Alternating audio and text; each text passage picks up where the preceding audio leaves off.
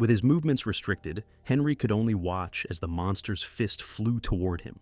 Realizing he could summon his magic sword, he acted quickly. The giant's punch landed, creating sparks upon impact, but the force caused the hand holding Henry to crack. Breaking free from the giant's grip, Henry swung his magic sword with ease. The giant froze in place as its body was sliced into pieces.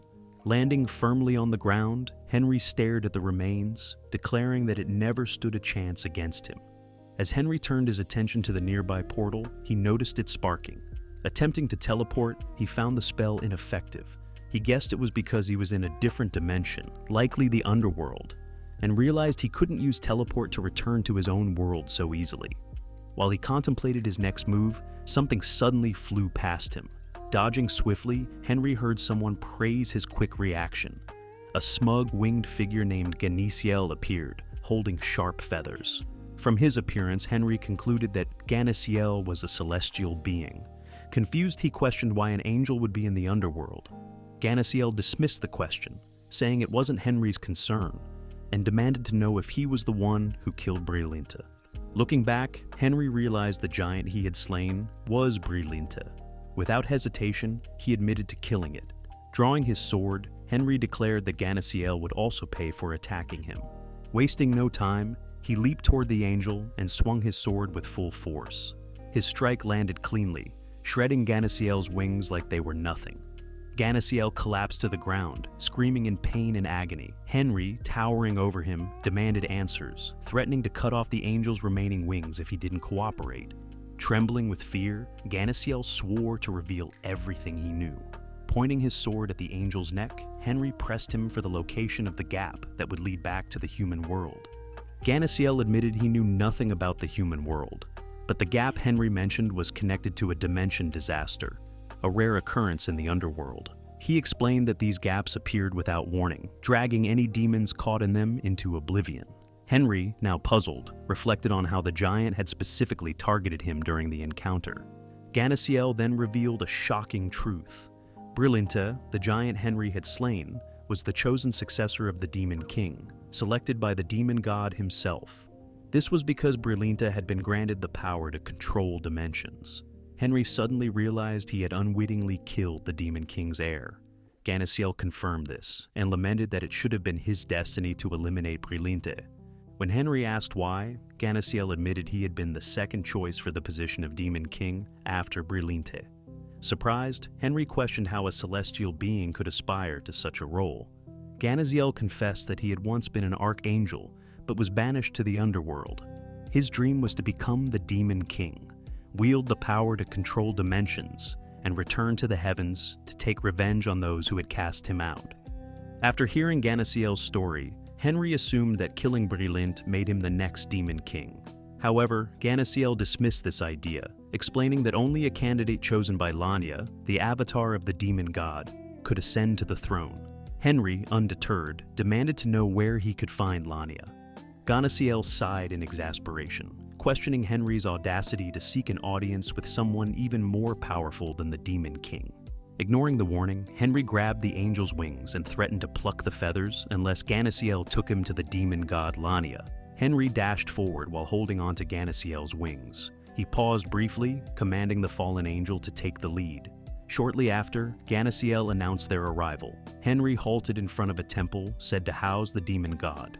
As they entered, the atmosphere was lifeless and foreboding, causing Henry to doubt whether Ganesiel had brought him to the right place. The fallen angel remained silent, trailing behind Henry with a sorrowful expression. This unnerved Henry, and he began to sweat. Attempting to reassure him, Henry explained that his wings were stored safely in his dimensional chest, and promised to restore them once he gained the power of dimensions. Suddenly, Ganesiel spoke with a voice that was no longer his own, addressing Henry as an important guest. Henry noticed a shift in presence as a purple aura enveloped the fallen angel, and his eyes turned red. Realizing the change, Henry asked if Lania, the demon god, had possessed Ganesiel's body. He expressed irritation, remarking on the impoliteness of a demon god using an avatar instead of appearing directly. Lania's avatar apologized, explaining that they lacked a physical body and were unable to speak when borrowing someone else's form. However, the Avatar shifted the focus to the reason for their meeting, assuring Henry they understood the purpose of his visit. Lania's Avatar admitted they could not fulfill Henry's desires directly, but seemed to know what he sought. Henry was impressed, suspecting they could read his mind, but the Avatar clarified that a god's mind was beyond their reach. Instead, they only conveyed the demon god's words. Accepting this, Henry instructed the Avatar to deliver a message. He criticized the demon god's Demon King game, blaming it for the suffering inflicted on the human world. He vowed that if he could not obtain the power of dimensions to permanently seal the underworld, he would kill the demon god once he became a full-fledged god. The Avatar fell silent, and a denser, more oppressive purple aura replaced the weaker one. Henry felt the overwhelming intensity and realized the truth. The demon god had arrived to speak with him directly. Henry asked for the demon god's response, but the deity remained silent. Feeling insulted by the lack of acknowledgement, Henry drew his Colt sword. Suddenly, Ganasiel became enveloped in a more intense and ominous aura. Henry observed quietly until Ganasiel collapsed onto the ground. From the figure that emerged, it was clear who it was. A man with a strong frame, long white hair that shimmered like silk, and majestic horns that left no doubt about his identity. Henry felt a surge of satisfaction as the demon god revealed himself. He had not expected Lania to take on his true form so casually. Referring to Henry as a young god, Lania remarked that he already possessed the qualities needed to ascend as a deity. He urged Henry to abandon his human form and embrace his divine destiny. Frustrated, Henry thought to himself that this was just another god nagging him.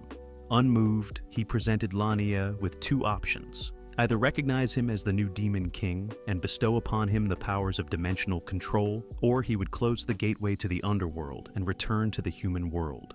Lania remained silent for a moment before warning Henry that he would regret his decision. Henry dismissed the warning, declaring that he would accept all the consequences, but insisted that Lania deal with his own problems. Lania regarded him skeptically, sighed, and muttered about his inability to understand a certain individual's thoughts. Henry was left puzzled by the comment. Ultimately, Lania agreed to grant him the godly powers he sought. His eyes glowed a menacing red as a dark, murky aura enveloped him, radiating pain so intense that it overwhelmed Henry. Henry attempted to heal himself, but the effort proved futile. The agony forced him to his knees, and he dropped his prized sword. The excruciating pain was unlike anything he had ever experienced, and even his healing magic failed to alleviate it. Blood spilled from his mouth as he collapsed completely, powerless against the suffocating aura. Finally, Lania withdrew the ominous energy and observed Henry's unconscious body. He noticed, to his surprise, that Henry had successfully received the powers without any apparent rejection. Suddenly, Henry's body began to radiate divine energy, stunning Lania, who then started wondering if the person he knew had planned this outcome all along. Without a word, the demon god disappeared, leaving behind two unconscious figures in the silent aftermath. Henry had been unconscious and in pain for some time. When he eventually woke up, he wondered how long he had been out. A strange sensation soon washed over him, prompting him to sit down and meditate. As he focused, he sensed his magic circles and realized he had advanced to the 9th circle, thanks to the god's power. Not long after, Ganasiel also regained consciousness. Henry greeted him cheerfully and shared how all the issues had been resolved, while the fallen angel was unconscious. Ganasiel, noticing the changes, asked if Henry had become the Demon King of the underworld. Henry admitted he wasn't sure if he had officially taken the role, but he had indeed gained the ability to control dimensional gaps. Reflecting on the matter, he realized the demon god hadn't mentioned appointing a new demon king and wondered if there would even be one. Henry jokingly suggested that Ganasiel take the position. Ganasiel, though pleased by the idea, found it odd that the throne was being offered so casually. He remarked that he wasn't in the best condition to rule as demon king, pointing to his missing left wings. At that moment, Henry remembered his earlier promise. With a flick of his fingers, he retrieved Ganasiel's wings from his storage. Henry assured him he would restore them, and promptly cast a series of 3 magic spells to reattach the wings. To aid Ganasiel's recovery, Henry also lent some of his strength until the fallen angel could regain his full power. Ganasiel expressed deep gratitude, vowing he would forever remain indebted to Henry. Afterward, Henry formally introduced himself, and Genisiel promised to remember his name. Henry handed him a paper for emergency contact, explaining that he intended to return to the human world, but would visit the underworld again. He hoped Genisiel would still be sitting on the throne when he returned. Genisiel promised to do so. With that, Henry raised his hand, summoned a portal, and stepped through it as the fallen angel watched him leave. Back in the Forest of Evil, Henry landed on familiar ground and took a deep breath, savoring the air. He knew he had returned to the human world. Turning his attention to the dimensional gap, he muttered a curse at it and snapped his fingers. The gap groaned and began to mend itself, the stitches finally closing what Henry hadn't been able to fix in his past life. He chuckled, now finding the task effortless. Leaving the forest, he remembered his promise to meet Eselen before sunrise.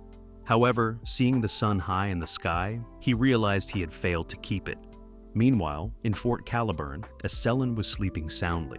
After some time, he woke up to see Henry standing over him with a smug expression. Surprised, Eselen stared at him, and Henry asked if he had a pleasant dream. Eselen laughed nervously and apologized for falling asleep without noticing. Henry then casually stated that Fort Caliburn was no longer necessary. Shocked, Eselen asked what he meant. Henry explained in an offhand manner that he had defeated the Demon King, destroyed most of the monsters, and closed the gap to the underworld.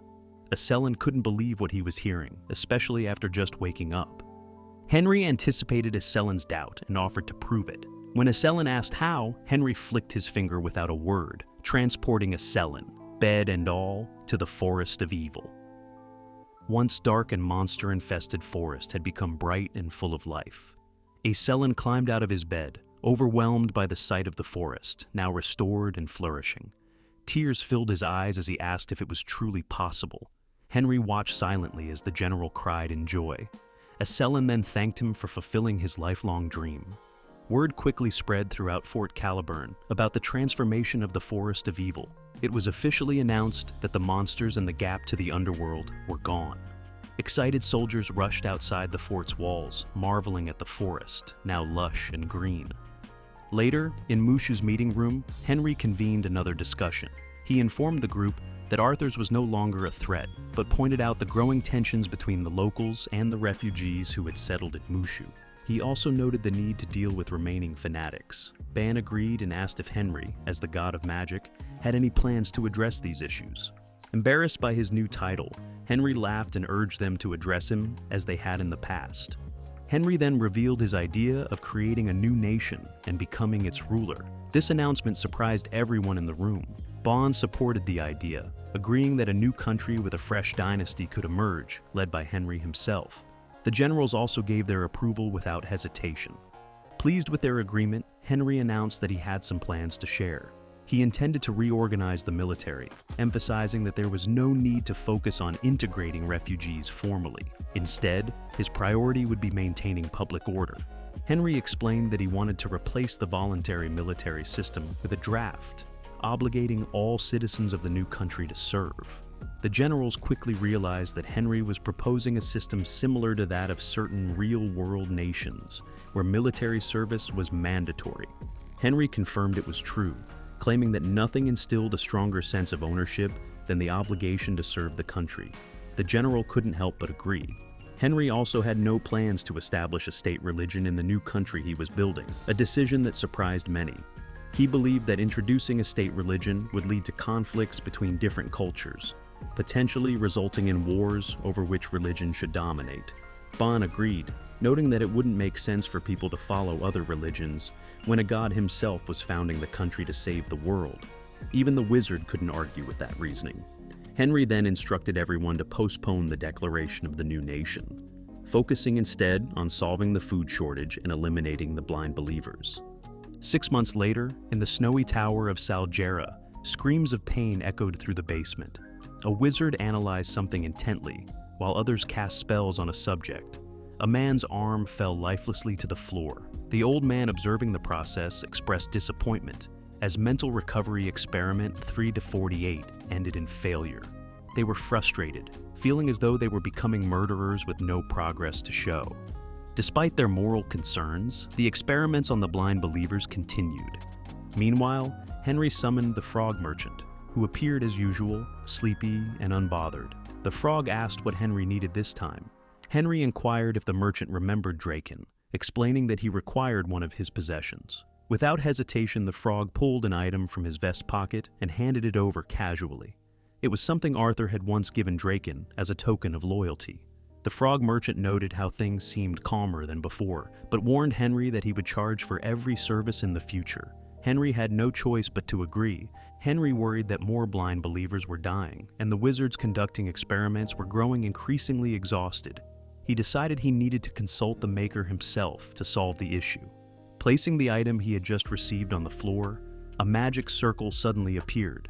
Since Draken was the creator of the blind believers, Henry believed he would know how to fix them. As the magic circle activated, Henry summoned Draken, causing the circle to glow brighter. A door materialized, and when it opened, Draken stepped through, surprised that Henry had summoned him from the netherworld.